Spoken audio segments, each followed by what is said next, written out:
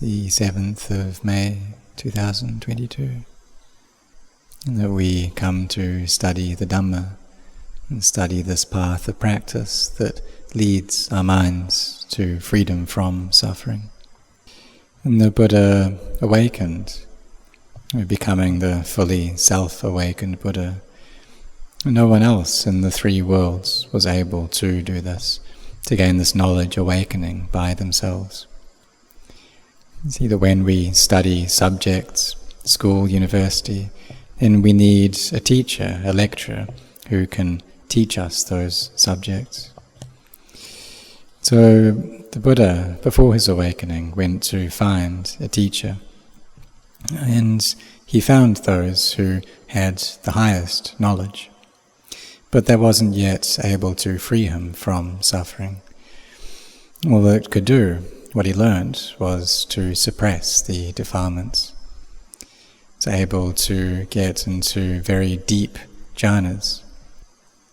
And so they say that even just one blade of grass can obscure Nibbana, and he wasn't able to attain. So after that he sought out and went through the means of destroying his body, of harming his body, and to the point where he fainted 3 times due to his efforts, but still he hadn't awakened. He tried out torturing himself in order to extract the defilements from himself, but it didn't work. And so he came back to samadhi, developed mindfulness over the breath, anapanasati, which he had done before when he was 7 years old. Went into first jhana at that age. But this time the Buddha entered into 4th jhana. He was able to recollect his previous existences. So when we say that people are deluded, well, what is that delusion? Part of it is a delusion about our past lives, that we don't know where we were born. We don't know that before we had these 5 khandhas previously. We don't know in which realm, in which world, and what our lives were like. But these becomings and births that we went through are countless, and we go through them following causes and conditions. Sometimes as a human, a deva, a brahma, animal, or lower than that. Being born and then dying, and then getting born again and dying, and going through this many, many, many times. And now the knowledge that the Buddha gained was the knowledge about the future as well. This jnana, this knowledge about the re-arising of beings, the rebirth of beings, that having died, where they would be born to, and how that happens. That if they produce good karma, good actions, then they'll gain a good birth. But there are also many, or some, who do many good deeds, but just before death their minds become deluded, and it's possible for them to gain a birth which is not so good. So no one had gained this knowledge before. No one really knows this previous to this life, where we had been, what we were doing. And no one knows the future either, and where beings will be born, and due to what karma. This is delusion that beings have. And they also don't know about the causes and conditions which give rise to suffering, as dependent origination, which makes us become born. We have this delusion there, which goes on to craving, clinging, becoming, birth, and we don't know that. So it was this delusion that the Buddha awakened from. And what he knew during his awakening was dukkha, the suffering, the cause of dukkha, the cessation of dukkha and the path of practice leading to that cessation. So this dukkha is something which we understand already. Birth is dukkha, and feeling ill at ease in body and mind, this is dukkha. Wanting something but not getting that is dukkha. Attaching to things causes us to feel this dukkha. And all beings want happiness. No one wants to suffer. But we're not able to find this path that leads out of suffering. It's like we're lost in a forest and we just can't find a way out. And so we die right there in the forest. And so beings are lost in samsara, and they go between birth and death many, many times, feeling full of fear, trying to struggle, trying to get a way out. And so they gain yet another body, and gain yet another set of physical and mental phenomena, and then throw these away, toss them away again, and then through the delusion there in their minds get born again. And this just goes on without end, and it's filled with suffering. So the Buddha also knew that this dukkha, it doesn't just arise out of thin air, but it has its causes and conditions which bring it about. There's the kama tanha, this craving for sensuality, and then bhava tanha, this craving to have, to be, and vibhava tanha, craving not to be, not to have. And these are the causes and conditions that bring about the stress, the suffering. So the Buddha knew this, the cause for the arising of suffering, but it's something that the average person just doesn't know. When they suffer, they think it's me who's suffering. When they desire, it's I that want that thing. It's just filled with me, with mine, with self. When there's delight, when there's this infatuation, then it's me who feels that way. But those who have wisdom, they ask themselves, well, why does this happen? Why does suffering come about? How does it arise? And how does it cease? And the Buddha knew this. He knew that no one wants to suffer, but when that cause is there, then suffering will have to be there as well. That when there is this, then this will arise. With the absence of this, then this will cease to be. And so when there's the absence of craving, then suffering will cease to be. So how was it that the Buddha practiced? What did he teach? And we should follow those things. We should study this path of sila, samadhi, panya, of virtue, collectedness of heart, and of wisdom, which is the way that leads us out of suffering, and it really does lead us out. And then we'll gain this wisdom, this clear knowledge, this insight into the Dhammas which should be known.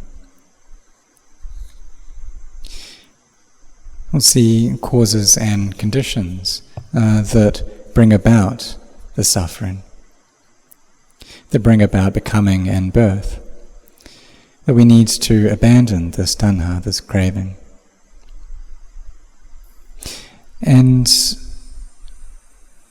And then through that, the nirodha will appear, the cessation of suffering. The suffering just doesn't come up. And so we get to the point where there's no place for this tanha, this craving, to arise. You reach chago, the relinquishment of that craving, patinisago, letting go, muti, release, and analiyo, not having any attachment. And these are things that the Buddha knew already, but the average person just doesn't know, because there's all this delusion there within their hearts. So this Dhamma that we speak about, that we study, It's not really a lot. It's nothing complicated, convoluted. The Buddha likened it to like all the leaves in a forest. And that we don't have to study all of those leaves. We just study the leaves there within his hand, and that's enough. Like how we chanted before the 32 parts of the body. And there's hair of the head, hair of the body, nails, teeth and skin. All of these 32 parts, right until the end, right until the brain. And we are deluded in these things. Deluded that they're beautiful, that they're me, that they're mine. That this body is pleasurable, it's happiness. That it's something stable and lasting. That it's me. And so we come to study the truth of this body. See it as being something unattractive, as something unstable, as painful or stressful, and as not self.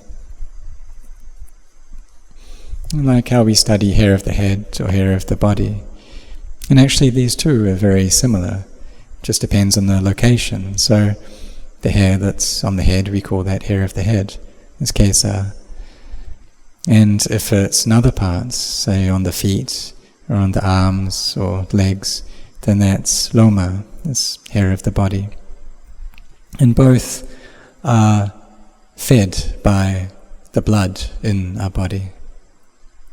And if we contemplate into these, just this hair, and know it clearly, see it clearly as being something unattractive, then just that, and we'll gain knowledge of the entire body. It's like Venerable Ajahn Chah gave a simile. He said that, say we have one kind of vessel, say a plate or a cup or a bowl, for example, and we know that one plate, then if people bring us many, if they bring tens of plates or hundreds of plates, then we won't have any doubts about them, we'll know them all. So all of the practices that we do, the generosity, the virtue, and the mindfulness that we keep, bringing samadhi to a stable, established condition, being composed over our body and speech, the sila, abandoning harmful deeds, giving rise to meritorious deeds. All of these are for the sake of gaining wisdom, of gaining insight, of knowing clearly and seeing clearly into the dhammas which should be known and seen. Seeing clearly into hair of the head, hair of the body, nails, teeth and skin, and how these are anicca, dukkha, anatta. They're impermanent and stressful and not self. They're not a being, not an individual, a me or a you. And through this then we see the Dhamma. Or if the energy of our samadhi is very high already, it's full already, then we can see this just one time and attain to the Dhamma. And for those who have developed a lot of barami already, this is something which is not difficult to do. But for those with little barami, then they'll see these things of the body as being beautiful, as being me or you. There's still this delight there, this affinity, a liking towards these things. And so there's still the cause for suffering to arise. So it's this delighted, becoming entertained by these things, delighting in these things, which obstructs our vision, and so we don't perceive the truth.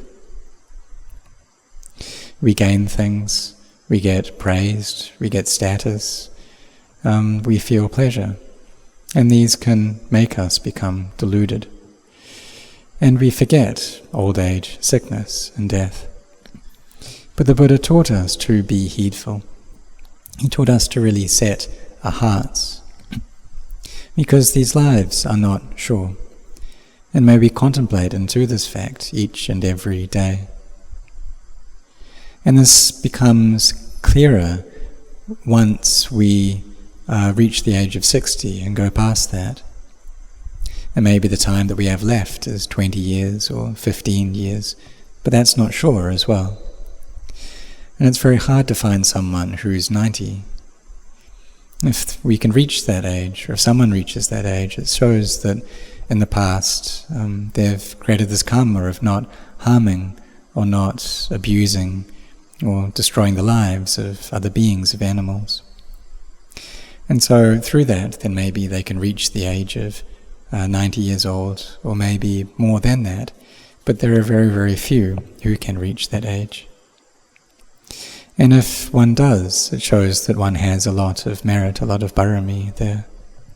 But it's really not sure. So may we contemplate a lot, may we not be heedless. May we know the Dhamma before we die. May we die before we die. And just how Ajahn Chah taught, that we have maybe a glass or a plate, and we should see that as being broken before it breaks. And so we see into the nature of death before we die. Whether standing, walking, sitting, or lying down, we see that there's death there already. So we establish our mindfulness and the sampajanya, this clear awareness within us. And if we do that, then when these things that we own, when they break, then we won't suffer very much. But for those who have less wisdom and who don't have much mindfulness, then they will suffer over these things. So why do we need to practice? How do we practice? What's the purpose of it? And what results do we gain from the practice? And so the answer that Luang Pu Cha gave was, well, why do we need to eat? What do we eat for? How do we eat? And what's the result of eating? And the questions that were asked to Luang Pu Cha, to Ajahn Chah, these questions, they were questions of wise people. And they came to pay their respects to Ajahn Chah. And the answer that he gave was an answer through wisdom. It was a Zen answer. He was a Zen master of the northeast of Thailand. And I was sitting with him at the time, attending to him. And so he responded to these questions. Well, why do you need to eat? He didn't teach picking up the Four Noble Truths, but rather he said, well, why do you eat? For what do you eat? How do you eat? What's the result of that eating? So these questions were asked of him, and he responded by asking questions in return. And the 3 or 4 monks who came to ask these questions, they gained a deeper understanding. So may we contemplate a lot, and it's not much. It's not something complicated. We just contemplate into hair of the head, hair of the body, nails, teeth, and skin, and see these things as being unattractive. See them as not being a self. And just that, and we see the Dhamma. So we don't need to study many things. The Buddha taught that, kind of in conclusion, that attaching to the 5 khandhas is suffering. And so may we practice the path that the Buddha taught, set our hearts on this, to be heedful. And then through that we'll be able to see the Dhamma in this life at the very least. And if we have the barami, then we'll be able to go all the way to Nibbana. So may you set your hearts on this.